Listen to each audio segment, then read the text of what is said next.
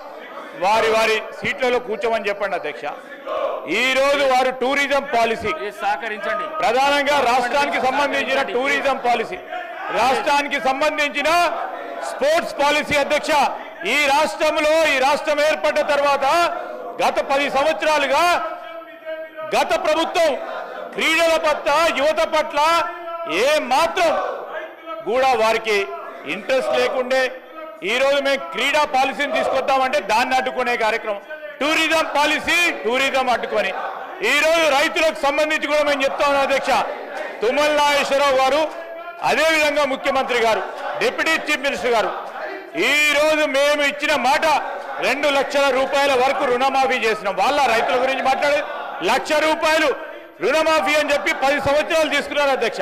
10 నెలల కాలంలో 22 లక్షల రూపాయల వరకు రుణమాఫీ చేసి ఈరోజు 22 లక్షల కోట్ల వరకు రుణమాఫీ చేసి ముందుకు పోతా ఉంటే రైతుల గురించి మాట్లాడే నైతిక హక్కు ఉందా అధ్యక్ష వీరికి? ఈరోజు క్రీడా పాలసీ ఈరోజు మనం అందరం కలిసి కూర్చొని రేపు ప్రపంచ దేశాల్లో రాబోయే కాలంలో 5 సంవత్సరాలకో 10 సంవత్సరాలకో 15 సంవత్సరాల కాలంలో మన క్రీడాకారులు అంతర్జాతీయ స్థాయిలో ఒలింపిక్ గేమ్స్లో, ఏషియన్ గేమ్స్లో మెడల్ సాధించాలని ఒక ప్రత్యేకమైన ఉద్దేశంతో ముఖ్యమంత్రి గారి ఆలోచన ఈరోజు స్పోర్ట్స్ పాలసీ పరంగా తీసుకొచ్చి ముందుకు పోవాలంటే దానికి కూడా ఇంట్రెస్ట్ లేదు అధ్యక్ష. వారికి రాష్ట్రానికి సంబంధించిన యువతపైన ఇంట్రెస్ట్ లేదు, రాష్ట్రానికి సంబంధించిన క్రీడలపైన ఇంట్రెస్ట్ లేదు, రాష్ట్రానికి సంబంధించిన రైతుల విషయంలో కూడా ఇంట్రెస్ట్ లేదు. దేని గురించి అధ్యక్ష ఇది? దేని గురించి చేస్తా ఉన్నారు? నేను బీజేపీ వాళ్ళని కోరుతా ఉన్నాను అయితే ప్రివిలేజ్ మోషన్ ఇవ్వాలా, ఎవరికి ఇవ్వాలా? స్పీకర్ గారికి అందజేయాలా. ఈరోజు ప్రివిలేజ్ కమిటీ ఏర్పడిన తర్వాత ప్రివిలేజ్ కమిటీకి వారు ఇయ్యాలా.